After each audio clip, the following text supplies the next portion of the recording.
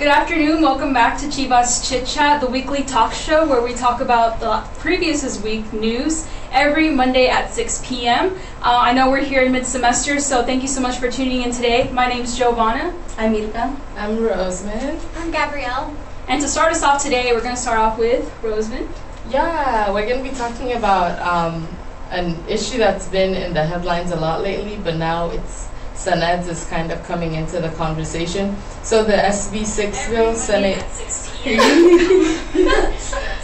Sorry. So the Senate Bill 6, which is the commonly known as the bathroom bill, which is supposed to prevent transgender people from using the bathroom of the gender that they identify with. So you would have to use the bathroom of your biological gender, regardless of what you identify as. That's what SB6 is. And it's been in the news a lot, but Senate is coming into play, specifically the Monday School of Business, because they released this this study that says that the master's program, they released a study that says the state of Texas will lose $8.5 billion if they pass SB6. And so it's the Texas Association of Business who released the study from Senate. And so it's just been blowing up, and people are linking it, saying it's the university's opinion. And Michelle Diaz, the university spokeswoman, has come out and said, no, that's just this one study. It doesn't mean we're supporting or not supporting the bill. So what do you guys think about that? What do you think?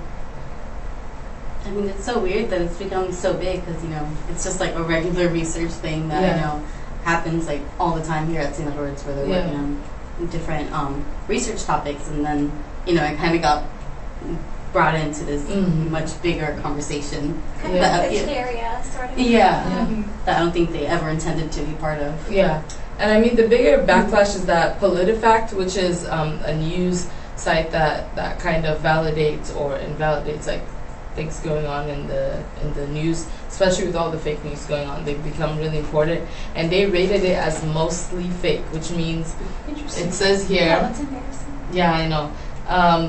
The statement contains some elements of truth, but ignores critical facts that would give a different impression. And the dean of the School of Business is saying this study was not meant to be published or used in this entire debate. It was just some students, some MBA students, and they do this all the time. And she's saying it's not their problem if the Texas Association of Business chooses to publish it and use it in this conversation. Do you think the School of Business does have some type of a responsibility? I do. I think as a publisher, you need to read what you're endorsing, what you're publishing. And especially in a school that specializes in proliferation of education and public knowledge, even if it is from like a business perspective, I don't know, I think that if you're publishing something, it is a way of endorsing it. And so I think it's embarrassing for whoever, skimmed the script, so to speak. I wouldn't want to be that person. Yeah. I mean, it's just PolitiFact rating the supporters of the study are saying there are several economists and people who are experts in this field have supported the study, saying it's right, that's absolutely what the impact would be. So I mean, PolitiFact is saying it's wrong, but is the rating like just what they think of it, or is rating like they look into it and they're like, no, this research doesn't correlate with what we found? I don't know if PolitiFact. From what I know of PolitiFact, it's a very reliable source. Yeah. So, considering. Yeah, I'm not sure that they launched their own investigation, but either way, it's. I think if so many people, and especially a site like PolitiFact is questioning the validity of this study, then it brings like a bad name to the university itself. Yeah, it does. And it's not like we are a big research-based university. We're private. We're kind of small time. But for one bit of research that comes out of our school to be released and to be invalidated so publicly like this, I think is kind of a loss. I don't know. At least I do consider myself, a proud student, and we all consider ourselves scholars. And it's, I don't know, it kind of invalidates that education that we've been earning here. So. Especially as a business major. Oh, as a business major, yeah. Well, I'm looking at it from the perspective of an English major, and I'm like, how could you not read the fine print? But I don't know. I definitely think that putting out a study like that, they had to know that it wasn't a scene like an endorsement. I mean, this is research they're saying, like, we looked into it and this is what we found, this is what we believe, that it's an endorsement. Yeah. So I don't know why they're coming out with something like, no, we were just putting it out there, you know? Yeah, and this is something that the program, the MBA program does often. Michelle Diaz, I think, said they have a lot of clients, is what they call them. Or I think it was the dean of students who said that they have a lot of clients that they do research for, and the students use it as a learning opportunity, and the client gets to benefit some type of information. But there are like non-disclosure agreements that you can't publish findings. The client gets to publish. So it was the TAB who published these findings. Okay. But I don't know, I feel like this was an opportunity for St. Edward's to take a stand on the issue. I think from PR, I'm not a PR person, I'm a journalist, complete opposite. But from, I would think this would be an opportunity to take a stand. I think it always brings more conflict when you take the stance of, oh, it was just a part of our institution that put this study. That doesn't represent our views. I think it makes more of an impact to just be bold and say, yes, we do not support the passage of SB 6, because Senez already has gender neutral bathrooms. Our Hilltop View's office in Andre has a gender neutral bathroom, whether that's for like moral reasons or like the fact that you need to have an equal amount of bathrooms, whatever the reason is. We have a gender neutral bathroom, a terrible one, but we have one. So I think Senate is already in that line of thought, so why not just come out and, especially with this new like diversity and inclusive thing that they're trying to do, they should have just taken that opportunity to say it instead of kind of alienating the business school. Like, that was all them, you know? Yeah. Well, and here's the bottom line. No matter where you fall on the spectrum in terms of the debate, this is valuable information to have. We should know how much it costs. Definitely. We should know the pros and cons, regardless of whatever emotional reaction that you might have, whatever visceral reaction. And so it's not so much a matter of, I don't know, personal opinion, as it is, what are the facts, and how can we utilize the facts to make the best decision for our community or society? Yeah, I think it's just a little irresponsible to think you can put out this type of study and not expect it to be linked to your institution. At the end of the day, the Monday School of Business is a huge part of St. Ed's. You can't just you can't just say we're not them, they're not you. You are them. You can't disown a bad child, even if you put out a not so correct study. Yeah. I think, what are we going to talk about next? Next is Oh yes. Okay. So on Friday, the White House barred news outlets, including CNN and the New York Times and Politico, from attending an off-camera press briefing with Sean Spicer. And so my question was, what does this mean for the relationship between Trump and the press? As budding journalists. They definitely shouldn't have been kicked out. I mean, whether you disagree with a news outlet or not, they should be let in. The whole point is that they're getting the news to the public, you know, whether it's biased or not, that's up to them to kind of figure out. But you shouldn't just tell them you can't be here just because you don't like them, you don't agree with what they're publishing. Especially like groups like CNN and the New York Times, that's legacy media.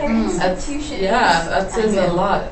And I think people underestimate how important this is. Like, everybody blows up when like Trump tweets something stupid or whatever else happens, but it seems like people are not seeing how important this is. Like, this is like freedom of the press. Yes, this is an infringement on democracy. Like, without a press, there is no democracy. I always like to say, or I know a lot of people have said it, but the press is another aspect of checks and balances that we have in this country. It's the one part of it that's not connected to the government. So to say, I'm going to select which of you can come to this thing and which can't, you're just picking which ones favor your views. I think that's dangerous. Absolutely. And to just kind of piggyback off that, the decision to not include information or points of view, right? That in and of itself is editorial. You know, it's a matter of, you can't just pick and choose what opinions are going to be given or who is going to report what. It's a matter of like inclusivity and making sure that everyone has equal access to public information. And so even though the press briefing was off camera, that should have been like even more. There's more of a reason for there to be more press outlets. Exactly, there, exactly. Yeah. So I don't know. I think it brings up some issues, and I don't know what we can expect for the future. Yeah. Is this going to improve? Yeah, this is not. I mean, this is not the first time this has happened. That's kind of been like the mantra of the whole Trump administration since before it was the Trump administration, just bashing the media, and kind of the term fake news has become so flimsy. Everyone just throws it around because the president of the United States is calling everything that he disagrees with fake news. And I read a study that article that said a majority of Americans right now believe that the press is too critical of the president and his administration. I'm like, okay, and that's my reaction to it. Like, that's our job as the press. We should be critical.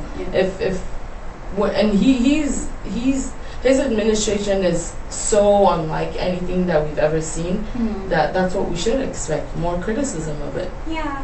Well, and I mean, a question to the President of the United States: why would you not want to grow from criticism? Because as professionals, even as students, we crave criticism when you get to that point of maturity in your professional career or in your student life. You crave that criticism because it's the only thing that will make you better. And so if the New York Times is offering up more criticism than other news outlets, according to Trump, why would you not want to hear that? Even if you disagree, why would you not want to hear that so that you can make your legacy more valuable? Yeah. Well, as someone who's been kind of like observing the flip side of that, kind of working with like a lot of policy drafters, a lot of people who are in politics, working with representative. I haven't seen it personally, but I observe it like with the news I read. Maybe it's a way that they want to control what people want to see. I mean, in some sense, maybe they only want people to see like, okay, these are the improvements I made. In President Trump's case, he claims, that he, basically revitalized New York, and maybe he thinks he knows what he's doing and he knows all the steps. So maybe all this extra information that he's doing in the background, he thinks doesn't need to be published. It's just like the work that he needs to do to get to this like solution that he's trying to get to fix the nation, whatever his plans are. So I'm trying to like decipher and understand like, okay, what it is that he's actually trying to do with the media, how is it that he's trying to control it, why is he trying to control it, and is it going to benefit us in the end if we don't know information, or is it going to hurt us in the end? We don't know that exactly right now. It seems like from what I hear, it's possibly hurting us because we have all these questions, and there's a lot of things happening very quickly. Like I get notifications on my phone like every single second from the Washington Post, from New York Times, from CNN, from Politico, telling me different things, and I'm like, whoa. So it seems like the press is trying, but are they getting everything? And Lauren Sanchez is joining us, and she says that doesn't, I guess she's talking to you, Joey, that doesn't necessarily make what he's doing okay, though. And that's kind of what I was thinking. Right. I mean, I don't think the core of American democracy includes a president who has any type of control over the press. That's the whole point of a press, is to be removed from control of the government, to be able to report. A lot of these countries that are going through turmoil, I'm not saying it's all because of that, but it's partly this is because where it starts. yeah, These because are the red flags. there's no one who's able to objectively and independently tell the people what is going on. I'm not saying these news organizations don't have a bias. I mean, we can tell where they're leading. But there are countries in the world that have free presses so free that they come out and they say, we are a right-wing newspaper, we're a left-wing newspaper. In Great Britain. Exactly, in a lot of very developed countries. So I think it doesn't matter what level of control President Trump is seeking to have, any type of control over the press is dangerous. And whether you like the criticism that they're giving you or not, that's not your job to filter. At least allow them to tell their story, I don't know. I just think it's all so bizarre. Like, there's a million and one far more important things that he should be doing. And if we want to talk about Sean Spicer, we can also go there. Or Melissa McCarthy. Oh, God. I mean, One of the same. Yeah, he's also not attending I forget what it's called, but the dinner. Yes. This is the first time in 30 years that a president doesn't attend that dinner. It's the first time for a lot of things. I know, well, definitely. But yeah, it's just kind of weird how, like, even where it's supposed to be seen as a joke, you know, and he's supposed, like, even George Bush went and, like, laughed at himself there, and he just won't attend it. He's kind of like, what day? Oh, yeah, I'm going to be sick then, you know? Yeah, it's really dangerous, just in general, I think. I think Jenna shared the top 10 most censored countries. Oh, yeah. Which I know we saw this in the class that I have with Jenna. And when I read it, I was so, like, thrown, you know? Like, it's insane how controlled some presses are in some countries. And I just hope we never get to that point because it's really scary. Yeah, so according to the Committee to Protect Journalists, the top 10 most censored countries are Eritrea, which is in East Africa, North Korea, Syria, Iran, Equatorial Guinea, Uzbekistan, Burma, Saudi Arabia, Cuba, Belarus. I don't even know where that is. Wow. Yeah. Yeah, and I think the reason we stand out and we can, like, say we're Americans and we have all these freedoms that we're trying to get other nations to get on board with is for a great part because our press has this type of freedom. And I don't know, as someone who is trying to get into this field of journalism and storytelling, it's scary to see that it's not what, or it's potentially not going to be what I signed up for it to be, you know? Yeah, I think it's really scary to, like, look out to see how it's going out there. But I mean, I think even if you disagree with the media, they should still be there because they're giving us the information that we want to know, because obviously we can't be at these press briefings or just as regular citizens. So I mean, even if you believe that it's fake news, it should still be out there there's someone that's going to read it. So. Yeah, because if sites like, or networks like CNN and New York Times and Politico are banned, people want the information. So whether these credible news outlets, and for all intents and purposes they are credible, whether they're there if they're not there to provide the information, people are going to look elsewhere, and that's how fake news spreads. If I don't know, if CNN is not telling it to me, I'm not going to do it because I know better. But people are going to look elsewhere for the information. They're going to find information that enforces their beliefs. So I think it's so important to just let people be able to tell stories, essentially, is the point of all this. Well, and it almost seems like a self-fulfilling prophecy. Like, you say that the news media isn't going to be accurate, so you shut it down, therefore it does become inaccurate because there's no information coming out.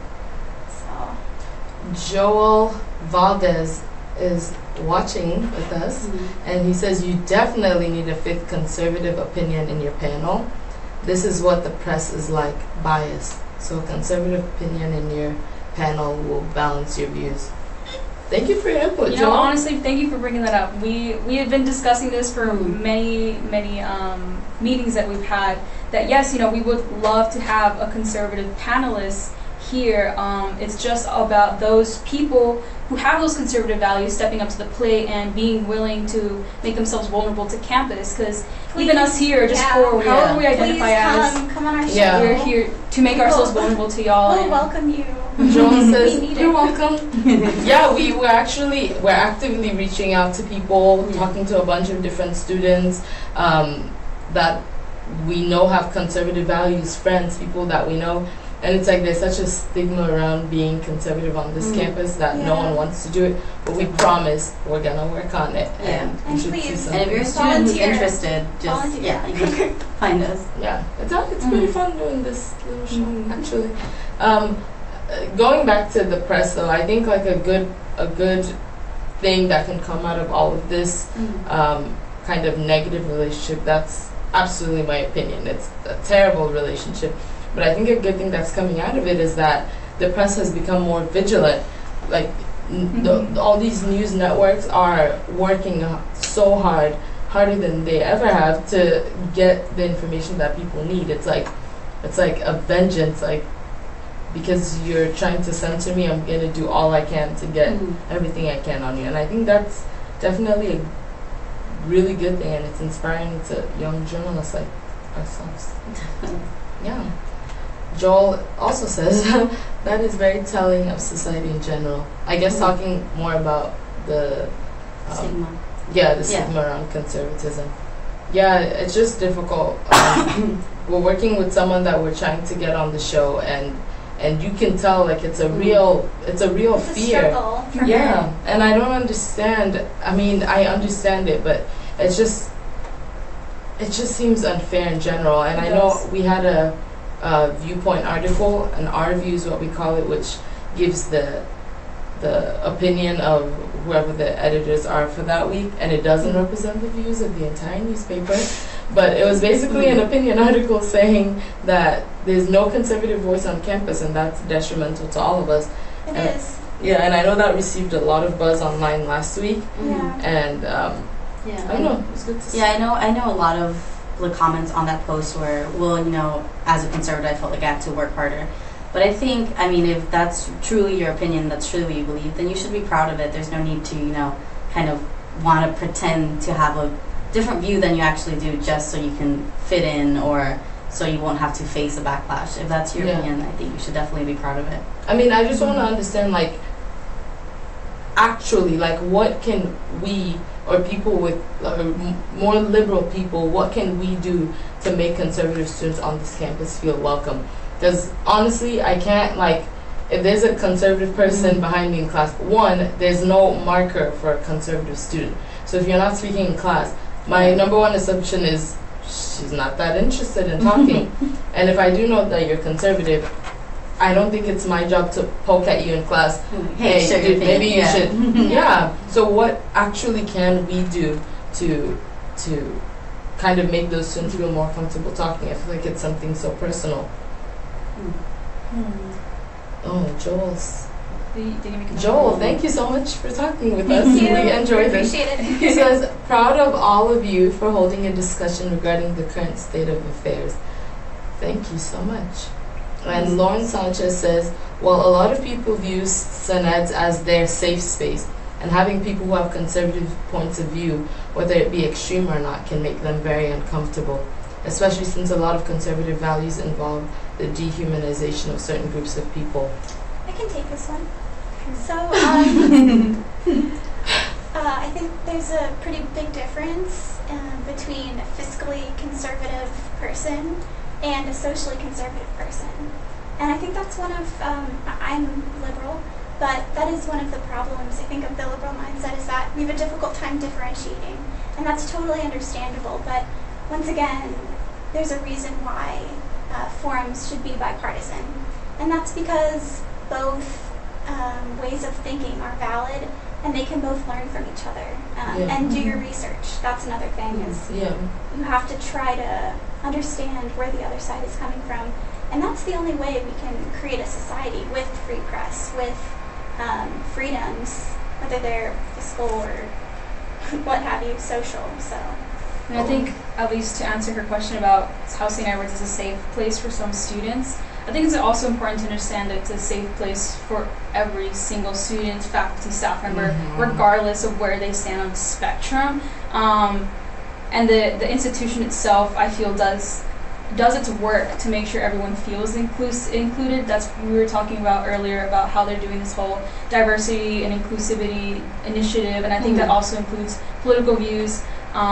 So I know it's difficult because it seems like we all sit like on one little circle, but it takes everyone's effort to really make it an inclusive environment. We can't just wake up one day as a university and be like, today we're going to be an inclusive environment. Like, that's not a thing. It truly has to be a communal effort, and we all have to be willing to listen to each other's views, even if it makes us uncomfortable at some times, but being able to have that learning opportunity where we can exchange values, exchange conversation, because it's not like that in the real world. In the real world, we're all just going to get a lot of criticism, we might get hurt a little bit emotionally, but we're just gonna have to take it there. But here we have the opportunity to learn and see what other people have to think. Yeah, and that's what Joel is saying too. I think he's echoing your point. He's saying there's no safe spaces in the real working world, and that's true. And I absolutely don't think college needs to be a safe space. I think there are safe spaces within the university. Like you can, if you really need a safe space, you can join the Young Democrats or whatever like liberal club that they have at school. But I don't think the entire university needs to be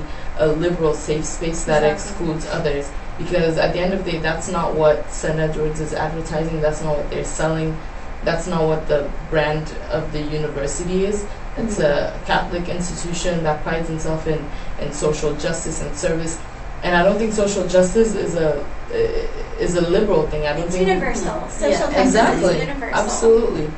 Yeah. And Kenny Phipps, that's our viewpoint editor. Hi, Kenny. Hi, Kenny. He said there's a huge difference between dehumanization and conservative values. I think he's responding to Lauren Sanchez.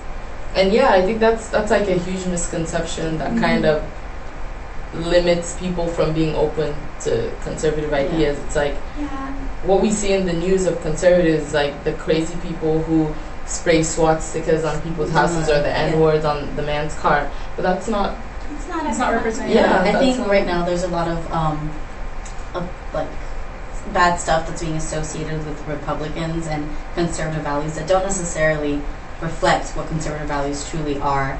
Even conservatives disagree with a lot of stuff, so I think the current climate shouldn't be an indicator for what it's really like. Yeah. You know what, it might even all the way circle back to what we were talking about earlier, how the media has worked to create these clusters of community within media. Echo chambers. Like echo chambers. Even within like social media. Like if you're only hearing your own point of view, you gotta check yourself before you wreck yourself. Absolutely. So yeah, we have this conversation like I think every single Chivas Chit Chat, but it's one that needs to be had. It's relevant. Yeah, because that's so true today. I just came out of a class, Gender and Globalization, and one of my frustrations with that class is that when we discuss anything, it's like the same thing. Like everyone's going around saying the same thing.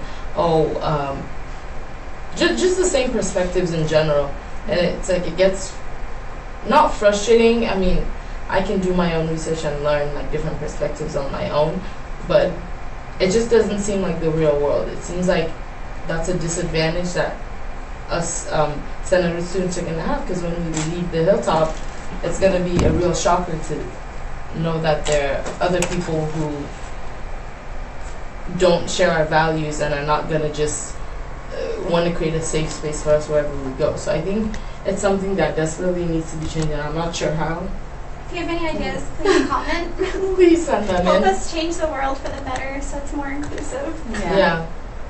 So, do we go on to our next topic? I know right now there's probably like a little black screen. We're working to fix that. You should still be able to hear us. So our next topic is a little more lighthearted and definitely easier to get through.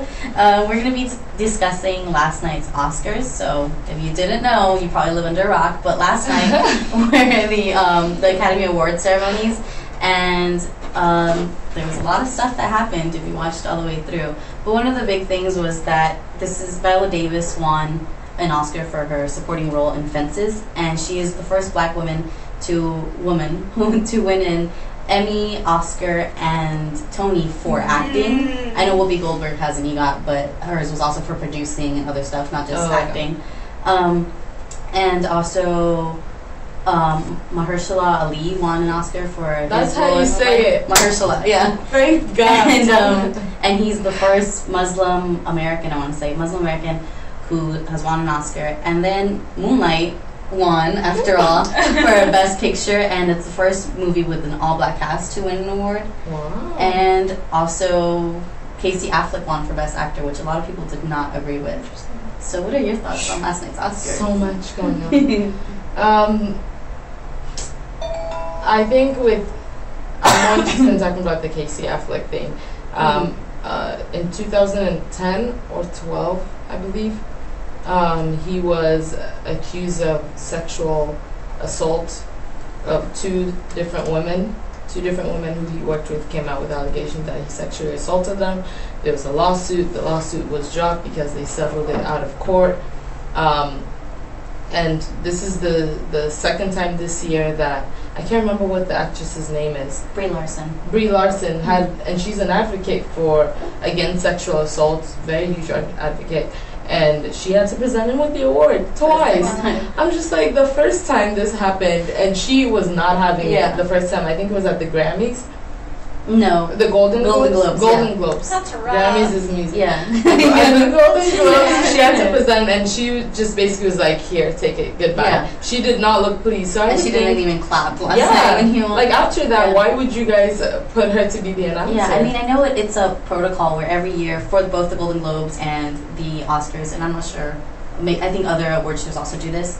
The past year's winners, like the best actress next year will announce the best actor, okay. and the best actor from the previous year will announce the best actress. So it's just a thing that comes with winning. well, it's not Bible. And yeah, I don't think she I won. mean, if she did it, then maybe Yeah. she was fine with it, and we're all just like going nuts. Yeah, I think everyone was surprised that he won, though. I think Denzel Washington was definitely the favorite in that category. Yeah. So everyone was What pretty movie surprised. did he win? He did Fences with Viola Davis. Oh, really? I love that. Oh, Davis. did Casey? Casey? Yeah, I Casey was Affleck. like- No, Casey Affleck did Manchester by the Sea. Oh, Yeah, which I've is never heard produced of by it. Matt Damon. I didn't watch it, or yeah. Yeah. But I think Moonlight definitely deserved to win. And that That whole was insane. Yeah. Moonlight, did you guys see it? Have you seen Moonlight? Yeah. So, you saw it? I've read so many things about Moonlight. I felt like I basically watched it. I've read a It's, lot. but But it you sounds have to amazing. see it because Yeah, the yeah. cinematography is Which everything. it was snubbed for cinematography. La La Land won cinematography, and not that it's not a beautiful movie, but I think Moonlight kind of went over. Yeah. what you Yeah. Moonlight was. I think, Yeah. Yeah. And Suicide Squad won for best makeup. That's interesting. Yeah, they wrote damage on Jared Leto's forehead and then won best makeup. So Interesting. I think it's because what's the character's name? Harley The- Quinn. Yeah, Harley Quinn became Yeah. so popular. Everybody did that for Halloween. My younger sister, I was just gonna say, my younger sister like wore like her little jean shorts and like little t-shirt. My mom and her kind of like made a little outfit. Aw. And, I don't know. It's kind of iconic now. Yeah, it's crazy definitely. to think that you could have that much power over everyone's lives just Yeah. through makeup. Yes, so maybe that's what the win was for. Yeah. But I thought Viola's speech was yeah, beautiful. It was really I mean, good. she always She's gives. amazing. Yeah, she She's always really is cool. very authentic. yeah. I think if she were to release a spoken word album, she could win her Grammy and then get her. Yes, yes, please I would do listen that. to that just to hear her voice. True. All right, guys. Well, that's the show for tonight. Thank you for tuning in, and catch us next Monday at 6 p.m. right here on Facebook Live. Bye.